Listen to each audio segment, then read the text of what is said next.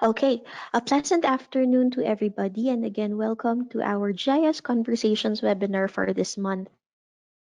Okay, so our webinar for this afternoon is a new perspective contextualizing BIM with the environment. My name is Sarah Villavicencio, and I will be your speaker for today. Right.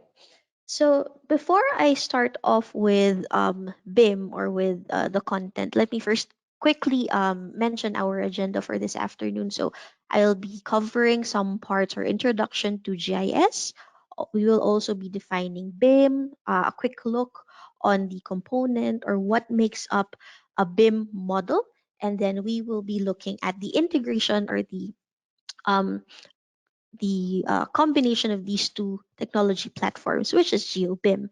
Aside from that, we will also have some applications and use cases as to how Geo BIM has been used in the construction life cycle journey from planning, designing, constructing, and even with the operational management of the buildings and the structures. And then we'll have a quick demo in one of our use cases for that. So without further ado, let's have a quick definition of GIS. So we know that GIS stands for Geographic Information System, but how does it actually function? What can we make use out of this system? So GIS is a system that enables the users and organizations to organize, to properly arrange, communicate, and understand the science of the world. It is a framework and it serves as a framework rather for gathering, managing, and analyzing data. So you can have your data sets that pertains to location, pertains to patterns and workflows that are happening within a particular location that you have selected, stored within a single framework or within a single system that allows you to easily manage and go through all of these data sets and perform analysis on them.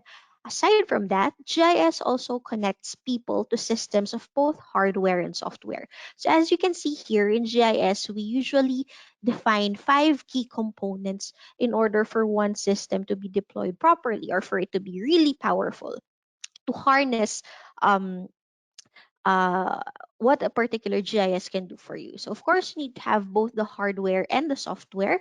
You need to have the proper data and the appropriate data based on your project or on your field of study or the item that you are currently researching at the moment.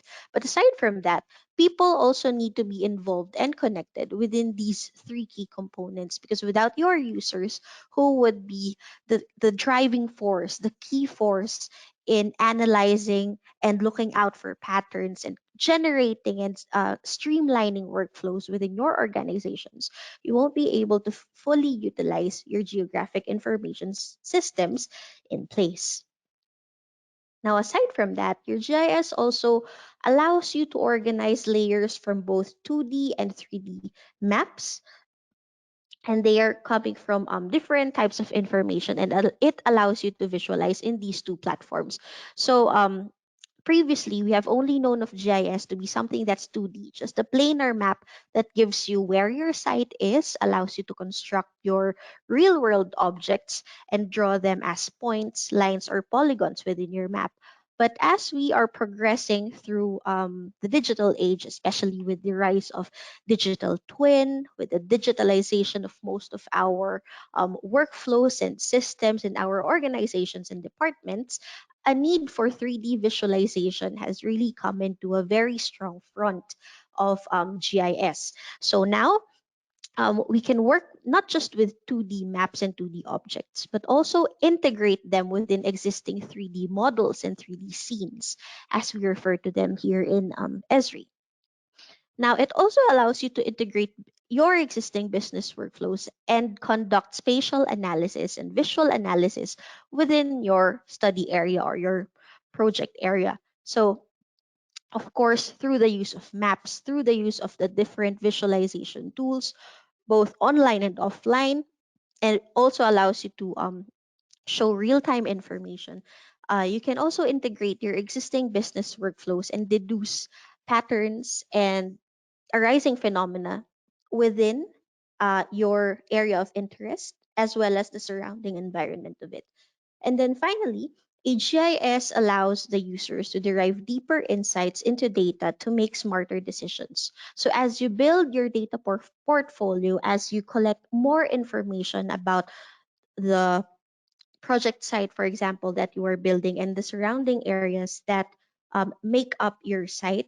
Subsequently, with all of these data sets combined for X number of years that you have collected them, you are able to deduce and observe, okay, what are the phenomena, both natural and social phenomena that have arisen surrounding my area, and how is it affecting my business? How is it affecting um, my structures physically? That can be an example, which we will cover later on, such as clash detection or another building being built up right across yours. And how does it affect social interactions within my business or within my structures? So that's where your road networks, your MRT stations, and your bus stops come into play.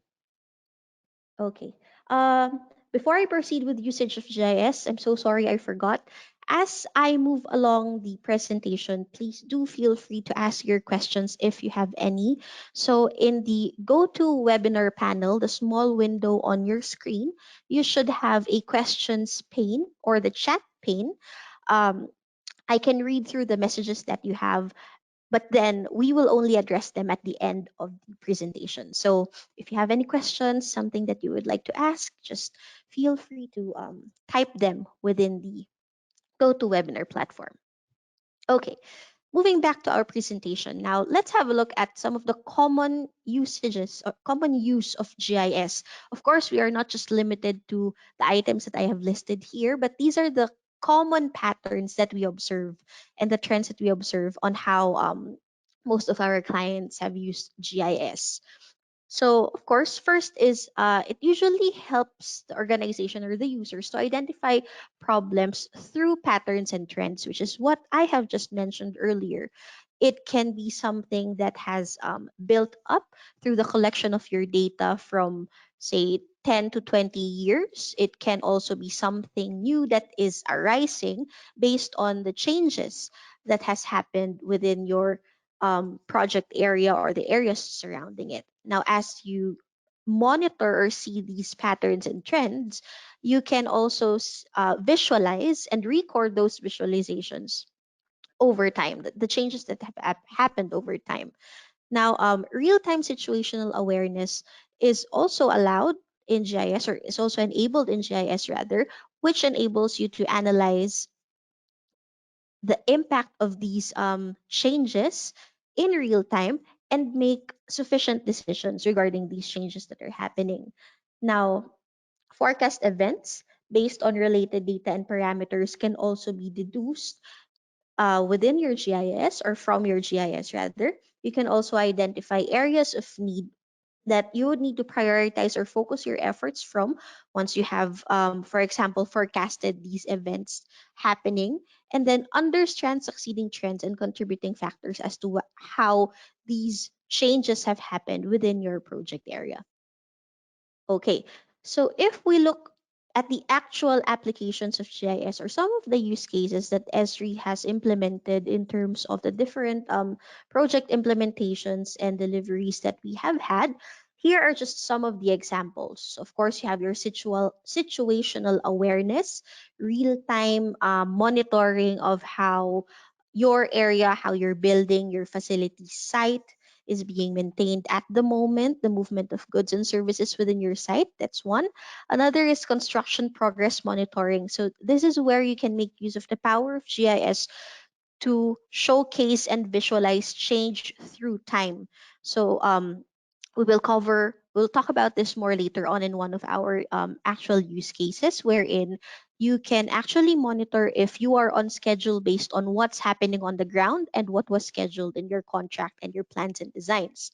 You also have emergency evacuation, so still in line with situational awareness. If you would need to evacuate a certain number of people, if there's hazard like a fire, for example, in a building, so you would need to make use of both existing plans, may it be digital or blueprints, physical blueprints of the building, along with the paths without the blockages that you can use as a safe evacuation route for the tenants of that particular building. Command and control is also a key application in GIS. You also have your indoor space management. So, in line with facilities management, indoor space management is usually um, used for footfall traffic. So, people moving within a particular space. So, if you would go to the malls and you would like to know where this particular bakery or where this particular coffee shop is as you enter from exit A, for example, how do you go through that path, which is the fastest path for you to take, and so on. That's a very great example of indoor space management. Asset and facilities management. So if you have movable goods within your building, within your structure, you can also make use of GIS to track where those goods are. Are they where they are supposed to be? Also monitor their usage and place reporting tools for them in case there have been damages for these goods and service for these goods in these situations, and space utilization and analysis. So if, say for example, you are a building management and you would like to monitor your tenant mix, how is a particular building being used, what types of tenants do you have renting in your north tower or your south tower, etc. That's also a good application of GIS. Right, so we've covered briefly what GIS is. We have defined it, looked at some of the ways that it's being used and its applications in real life. Now let's have a look at the BIM. So as most of you know, BIM, BIM stands for Building Information Modeling. Now, even for myself, before I started working with a lot of BIM models in line with GIS, I've only thought of BIM as the actual data structure, the main file, the main 3D model that's being passed to me whenever I receive a file from a fellow architect or um, a client that works for an engineering firm and so on. But it just starts with that 3D model. And it's not just that 3D model. So your BIM model, aside from the 3D visualization component that it has, which is the most obvious component of your BIM, also contains intelligent input. So what are these intelligent input that we are referring to? As you can see here on the screen, you can actually add in your specifications. These may be your project contracts and your project development and schedule. You also have your engineering and master plans, your blueprints embedded within your BIM model. You also have, of course, your 3D visualization and also your 2D visualization drawings. That can also be added within your BIM models. And you have your schedules, quantity takeoff, your production details, and finally some analysis results such as clash detection in regards with existing structures within your project site. So it starts with a 3D model, but then the key the key intelligent input that really empowers your BIM into something that can be transformational in line with the digitalization of the construction life cycle is the intelligent input, the information that you add into your 3D model. And what's interesting about BIM is as you progress through your planning, your designing stage, your construction, and your operational stage, each of these components that you have within your BIM model can be used and is relevant to each particular phase that you are going through. Can I just have a quick check if everyone can still hear me or if it's a bit choppy? Can you just give me a brief okay in the chat or in the questions box? Okay, great. I can still be heard. Thank you very much. Great. Thank you. Thank you. All right. So, in summary, your BIM, your Building Information Modeling process, is a consistent, coordinated process that provides you with an output, the BIM model, which is computable and can be used within your four progressive stages within your construction life cycle.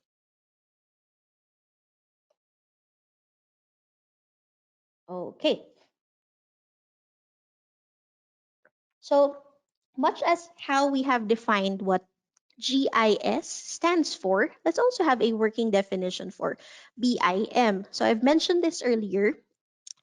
Contrary to what I don't want to say what most of us know. Contrary to what I have known before, your BIM is not just pertaining to the model. It pertains to the process that involves the generation and management of digital representations of physical and functional characteristics. So, physical, of course, is your 3D and your 2D drawings, and your functional characteristics are the intelligent input, the information that's embedded within your model. So, physical and functional characteristics of a building. Now, BIM is not a software product, it is a business process that drives um, the setting up of the modeling standards to implement and monitor the progress of your building life cycle. And your final product is the 3D BIM model, right? So, just so we are all in the same thing. Okay, right. So, BIM has changed and is continuing to change the business process. Now, you can have a look here on the left-hand side of the traditional project delivery. So this is how we would perform project delivery communication and meetings before, wherein you have the owner or the client who usually communicates with just the architect and the contractor. And then from there, the information flows from these two heads, your architect and your contractor, to, so for the architect side, you have your structural modelers, your system modelers, and so on. And then for your contractor side, you have your subcons, you have your subsystems, different teams within these two divided departments. So it's very clear that information silo or information flow is not as fluid or is not shared easily from one point to another, from point A to point B. So you would have a lot of middlemen in between before the whole message can be received throughout the team.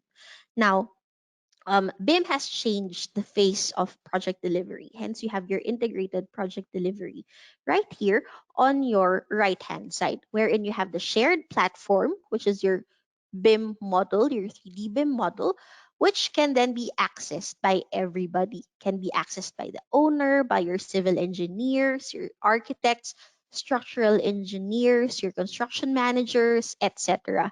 So whenever one stakeholder updates or communicates a particular progress change or maybe sudden delay on their respective departments or their respective responsibilities or areas of responsibilities, everyone is aware and everyone will have immediate access to that piece of information.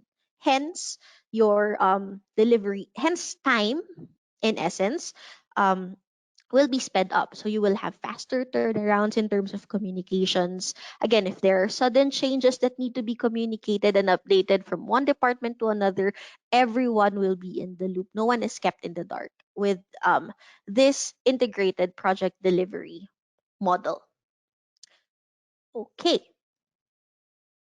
Before I proceed with the introduction to GeoBIM, let's again have two quick polls. Okay.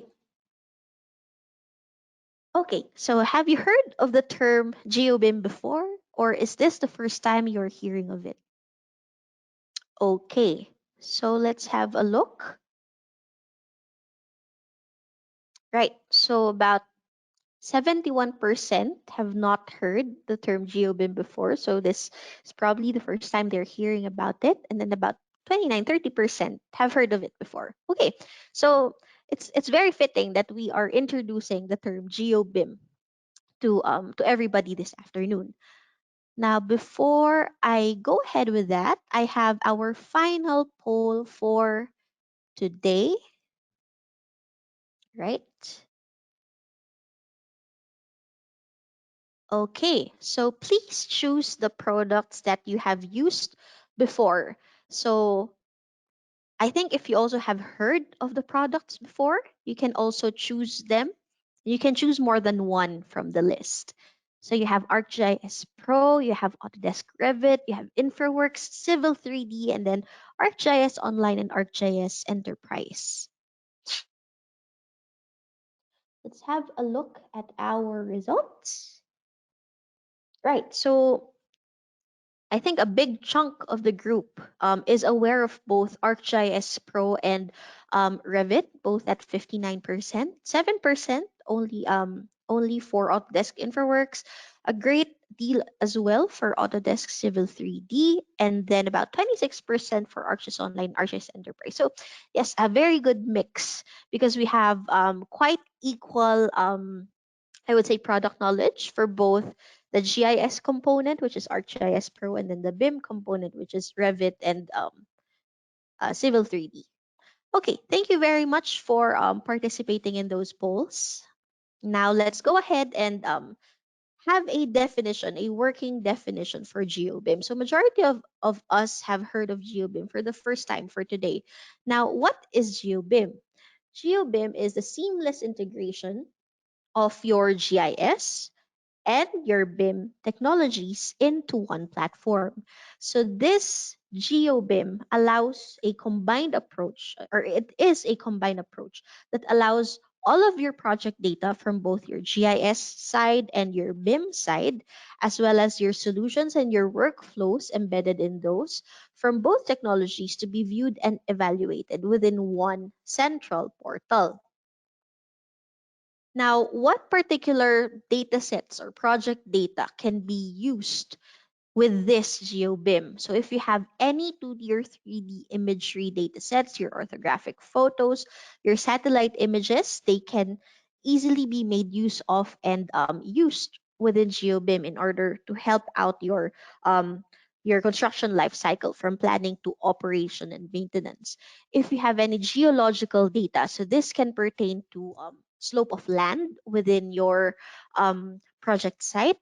It can also pertain to the type of soil within that project area. So everything that has something to do with the land for your area of interest. So that also pertains to your topographical data. So if you have your slope, your elevation information, and if you have underground structures, existing structures within your area of interest, you can also make use of that with GeoBIM. If you have other infrastructure datasets or your social datasets, such as your road networks, your utility pipelines, both above and underground, your bus stops, your MRT stations, your bicycle PCN lanes, these can all be used to improve your project delivery in GeoBIM, in line with GeoBIM.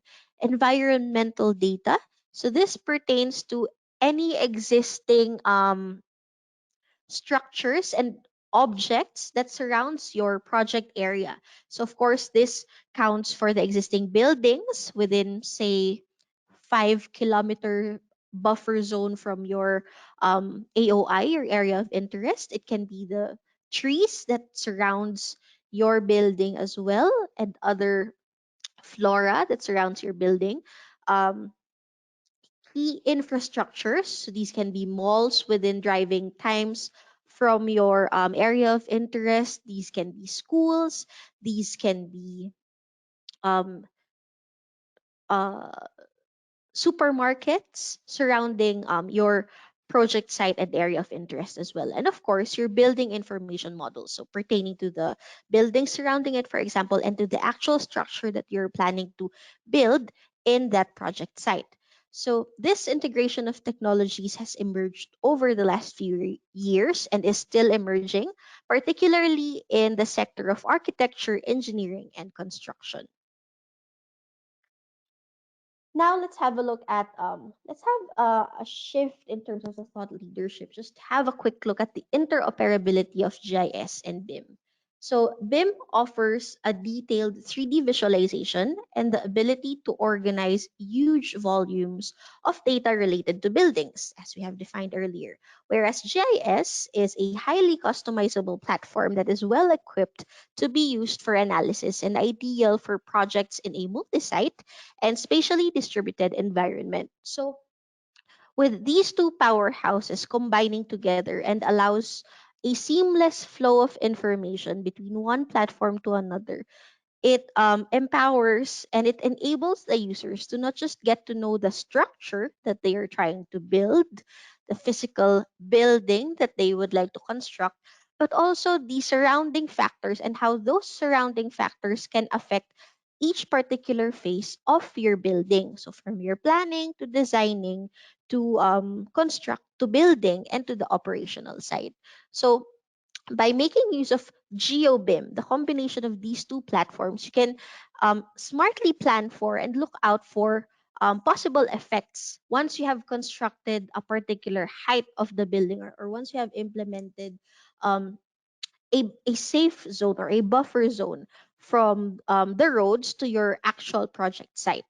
Now, second point, while BIM is best suited for managing data related to the building itself, GIS is more applicable for everything outside the building. So it gives you intelligent information, not just for what you are trying to construct, but also on the surrounding environment that you have, and how, again, how it may or may not affect you, and vice versa, how the building can affect the surrounding environment.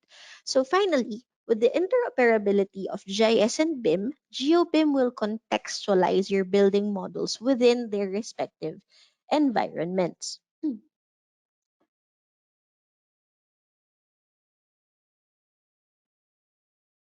Okay, so I've mentioned earlier the seamless transfer of data from one platform or one technology to another. And that is actually the key focus point as to why GeoBIM is so powerful. Because as you can see here in this workflow, you have two linked platforms, two technologies linked with each other, but there are no silos involved. uh, One platform has their respective data sets. For your BIM, you have your 3D models, you have your detailed designs, the different architectural, structural, um, system models embedded within the BIM model itself, your preliminary designs and your plans and your project schedule. Now, for your GIS side, you have your master plans. You have master plans from the government in line with your project site. You have regulations and permits. These are the rules that allow you to build X height for the buildings in this particular construction zone or in this particular planning zone. How far away can you construct from your project site to the road, and also dependent on what type of road that is, etc. So as you can see here, there is a seamless flow of information from one platform to another. So it allows you to easily integrate and work with both or with all of the information that you have at hand without any hiccups. Hence, again, results to a faster delivery time and easier communication for all stakeholders involved. Okay, so looking at the four phases of the construction life cycle in line with the GeoBIM integration or the GeoBIM interoperability, let's have a scenario to work with. So, say for example, um, you are the contractor, which will be constructing a new building, and you're going through the whole planning process. So you have your buildable area for the building, you have your conceptual designs, and the master plans involved within your given project site. So with GIS, you can make use of GIS to analyze which particular area in the project site that you have is the best for construction if you should be building up a residential building, for example, a new high rise condominium. So you can make use of GIS for that. So earlier we have mentioned geographic data, so slope, soil type, etc. You can make use of these information, um, add them into your geographic information system, and then perform analysis for you to come up with the best site, the most suitable site for you to build up the said building or the said structure. So aside from that, you can also take into account your regulatory requirements and your criteria from the government and from your clients as well, based on where can you build and how do they want the building to look like, how tall, how high or how low, and how massive the development will be. um, you can also make use of analysis once you go through your detailed design. So second phase already, you can make use of clash detection to see if any of the existing both above and underground structures within your project site might be hit if you dig up, for example, within the suggested best possible site. So if that's not feasible, then what's your second best? What's your third best? And so on. So you can make use of both these platforms easily and seamlessly, jumping from one to the other and making use of all of the information that you have at hand, again, from both platforms. So clash detection is one example. Another analysis example that you can make use of is shadow analysis. So as you are constructing, as you are building your structures within your project site, how is it affecting the nearby buildings as well? Are you blocking a certain view and so on? Or will your views be blocked by the surrounding existing buildings as well? So aside from that, you can also make use of project monitoring or progress monitoring in line with the third phase, which is the build phase. So as you are going through your actual construction, you can have images taken, satellite images, or you can just take photos as you go through. Then you can add them into the system, into your GIS, your GeoBIM systems, in order to check the progress. So at the third month, we should have these amount of structures built. So where are we in the real world? How are we going through from month one, month two, month three, etc.? Are we in line with the schedule? And then for building operation and maintenance, you can make use of several smart devices as we have in our homes right now. So most of us have smart homes right now. So you can have your sensors that say, for example, um, monitor temperature, monitor electricity usage, monitor movement. And you can make use of the information that's being gathered by these smart devices and sensors to create a dashboard within your GIS, and then monitor and maintain. So, which areas are highly utilized from 12 to 1 p.m.? Where can I save electricity usage if you have 10 meeting rooms within one level of your building, and so on? So aside from that, um, your your BIM, your 3D BIM model, which contains all of the information for the building that you have constructed, it serves as a very strong landscape for facilities management as well. So if you know that you have X amount of rooms and you know that each room should have 3 tables within, um, you can easily make use of that information that you already have at hand to create a platform for monitoring and for checking of the usage. So is this room being highly utilized or not so? How are my chairs? Am I missing one chair? Are the tables all still working okay? Are the projectors all still working okay? So these are some of the examples of how we can make use of the GeoBIM within the whole life cycle of constructing a particular structure or a building.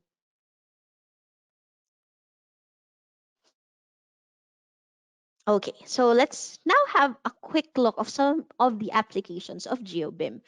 So one thing that I've mentioned earlier regarding the progress check for construction. So this is actually used in Klang Valley MRT construction in KL, Kuala Lumpur in Malaysia. So through the use of several satellite images captured for each month, we were able to create a web scene. So this web scene, you can think of it as a 3D map that is available in ArcGIS online. So it means um, as long as you have internet connection and you have the necessary access to that particular 3D map, you should be able to see the progress, right?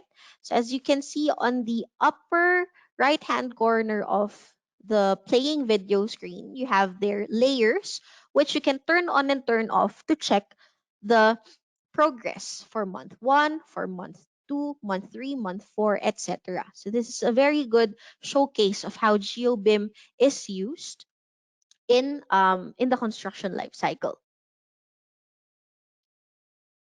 Okay. Um, your VR, AR, and MR simulations are also a good way to showcase the use of GeoBIM. So let's have a look at VR first. On the left-hand side of the screen, you can see a projected building. As you can see, it changes as the timeline is being switched as well by the controller. So this is very good whenever you have presentations and you would need to communicate a strong message, especially to the stakeholders. So it's very believable since it's in 3D. So 3D always adds a quote and unquote wow factor when it comes to your presentations. And it really drives a strong message. It gets a strong message across in terms of how you can do and how you can update everybody within the pool of the stakeholders as to what's being constructed at the moment.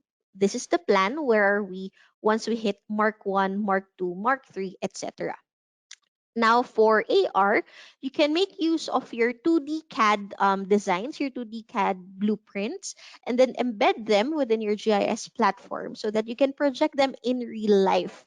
So you can make use of a mobile device, a tablet, or your smartphones, and then point to the project area and have your CAD drawings projected in the real world, which allows for a more accurate markings for your pilings and other construction works as well. So VR and AR sort of for planning stage, and then for um, AR simulation in line with CAD, um, building or construction phase. And then finally, we have what we have deployed in Punggol Digital District. So in this particular example that you can see here, I will also go through the demo in just a little bit. We were able to go through not just the planning and the construction phase, but also the tenancy management. So this is for the fourth component, which is your operation and maintenance. So you are able to see the tenant mix, who are the tenants, what types of businesses are renting out the space in a particular building. And aside from that, what's being shown here is facilities management. So you can have your employees report if there are any broken equipment within the rented spaces that they are sharing. So let's have a live demonstration of this one. Let me just exit my PowerPoint and go to our, okay, right, so it's being shared now. Great. So as you can see here, the 3D BIM models were used in order to construct this web mapping application, GIS web mapping application. And of course, those 3D BIM models already contain the information regarding the structures, regarding the facilities and the assets that are inside the, the constructed building. So let's have a look at the tenancy management first, which was the first part of the video. So as you can see here, okay, I can check the occupancy and the types of business that are here being visualized. Okay, so let me refresh this model because I'm not seeing what I want to see. Okay, right. And then we'll just go through the tenancy management again.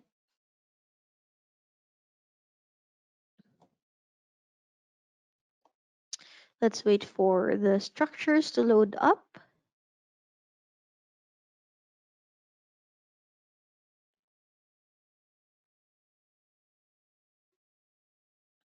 Okay, I think this is good already. Let's go to, there you go. So let's go to tenancy management, and then I want to see tenant mix. So once I click tenant mix, it already shows me the information. So what are the different types of businesses who are currently renting this particular space in my development? So I have cybersecurity, retail, smart cities and startups, etc. And then for the operation, I should be able to see the reported incidents, quote and unquote incidents or failures in equipment within another structure or another building within my project site. And the cool thing about this is once I click on broken share, for example, it immediately zooms in to the particular asset that has been reported. So let's go through a lesser, a not so important, not so urgent broken item. So scratches on railings. As you can see, these renders of these 3D structures, these all came from your BIM models, your 3D BIM models. And then you can also add more information here as to the make and the color of these chairs, the railings, the particular table, etc. that you have here. Okay. Questions so far? I don't see any questions so far. Okay. So let's go back to our deck.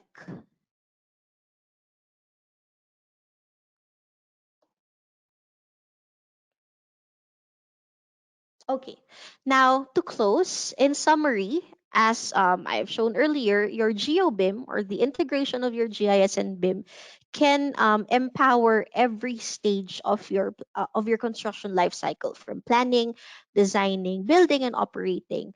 This platform has a use to improve and make to streamline your existing processes in line with the construction life cycle.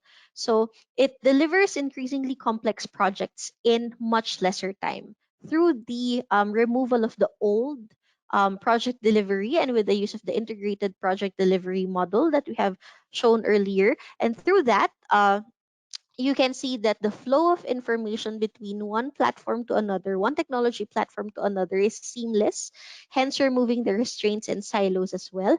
And as a result, you have an improved team collaboration which can accelerate design decisions, not just decisions, but decisions in general in line with your project site, your construction project site. Now, it can effectively communicate project intent to stakeholders as well.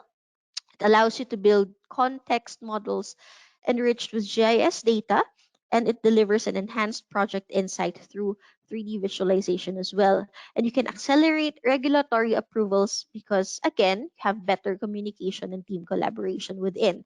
Now, it also helps to reduce risks by providing a more efficient and less error prone project handover, since you have all of your data documented within a central repository, a central system. It will minimize data loss and leverage data across the entire project lifecycle. And finally, it will improve operational efficiency as a whole, from the planning phase to the operational and maintenance phase. Okay, so before I completely end and wrap up our presentation for this afternoon, let me share some additional information for you guys. If you would like to know more about GeoBIM here in Esri, so we have launched a GeoBIM application and technology certification program in partnership with BIMage. So Esri covers the GIS side and BIMage accounts for the BIM side to make GeoBIM. So um, you can see here what this course is about and the dates for the upcoming classes from May to August. Currently, we are only conducting this course physically in our Esri Singapore office here in Alice at Mediapolis in One North. Now, if you sign up for this course, for licensed architects and professional engineers out there, please take note that you will have CPD points garnered after you have completed the course, of course. If you would like to know more about the GeoBIM application and technology certification program, you can scan this QR code in the screen that you see on the right hand corner to know more about it. So that will lead you to the training calendar in the Esri Singapore website. Right. Now, just some additional resources for everyone who's starting out. These are the resources that I have found very useful when I was just first looking into the integration of BIM and GIS. So the first video is the roadmap for BIM and GIS interoperability. So you can see from this presentation by Esri the different uses, specifically the tools that allow you to work with BIM data in a GIS platform, namely ArcGIS Pro, and a little bit of ArcGIS Online as well with the use of 3D scenes, as what you have seen earlier in our demo. But focusing in ArcGIS Pro, um, two posts or two articles rather. So you have common patterns for BIM and GIS integration if you would like to know the basics, the bare bones of how BIM and GIS started with, where were they used from the very beginning. And then a white paper that you can download as well, which talks about the myths and outcomes of GIS and BIM integration. So I highly recommend this link because there were three or four, I think three, real life use cases featured in this white paper. And they, well, not explicitly, but to the best that they can, they have told the story of how they came about with those outcomes through the use of Geo BIM or GIS and BIM integration. And finally, another video, which is also another use case, this time in the UK, as to how they leverage GeoBIM for smarter health and safety in construction. So in this particular video, they talked about again, aside from the smarter health component, they have embedded construction standards within the project itself, and they have showcased how they have used GeoBIM in order to arrive at the end result with everything that needs to be factored in. All right. And finally, I would like to stay connected with everybody. And again, thank you very much for attending our GIS Conversations webinar for today. So far, this has been the most number of attendees that I have received. We are all very happy here. Thank you very much for spending your time with us this afternoon. I will be checking the questions box in a short while, but if you have questions regarding GeoBIM, um, the items that we have covered here in this presentation, or if you're just curious about GeoBIM and you would like to know more about it, um, I can refer you to our experts, and you can also scan this QR code because my email address is quite long. So it's xavillavicencio@sgsingapore.com.sg. Please do send in your webinar related queries with the subject title April GeoBIM webinar, or just scan this QR code. All right, so let's now have a look at our questions. Okay. Hi, where can we access these additional resources? Please, will you share us the slide or link? Yes. So we record all of our GIS Conversations webinar series.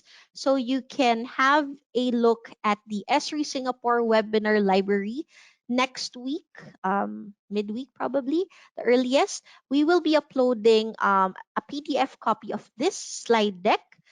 And yeah, so you can have a look at that. So the links are embedded within here. So yeah, you should be able to access these links once you get a hold of the PDF.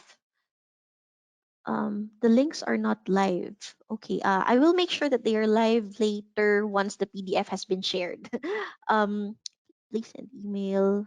Please send via email after the session. Unfortunately, we do not send them individually, but again, you can you can check out the Esri Singapore webinar library about Wednesday next week, and you should be able to access the recording and the PDF copy. Okay.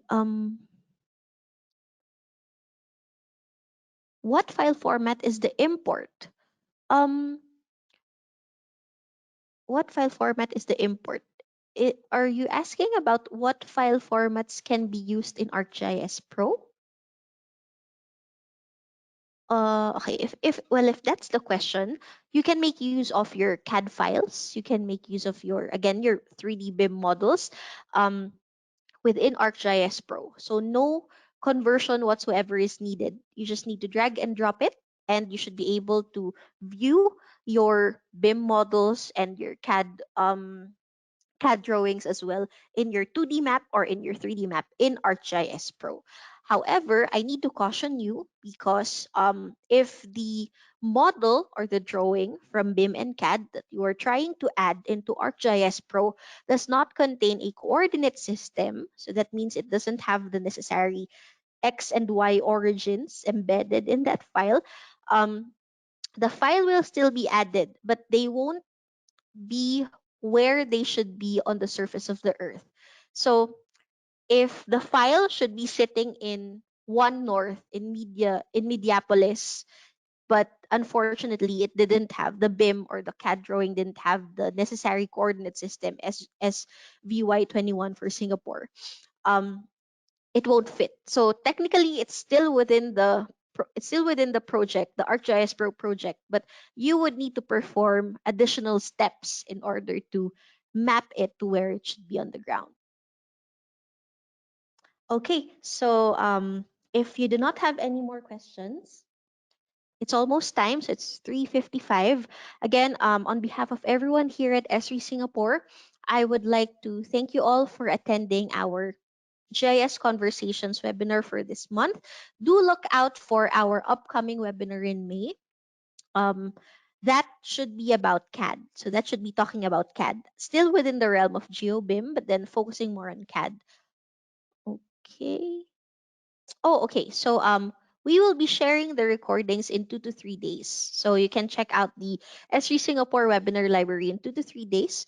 Um, and you should be able to to see rather the PDF and the video recording of this webinar. And finally, please, I would like to request everybody to please fill in the feedback survey. So once you exit the webinar and once we end the webinar for everyone, it should just pop up on your screen. It's just a couple of questions and it won't take so long. So please, please, please, we would like to hear from you as to how we can improve our upcoming webinars. So please do fill in the feedback survey. And again, on behalf of everyone here in Esri Singapore, we again thank you for sharing an hour for this afternoon with us. Have a great day and goodbye.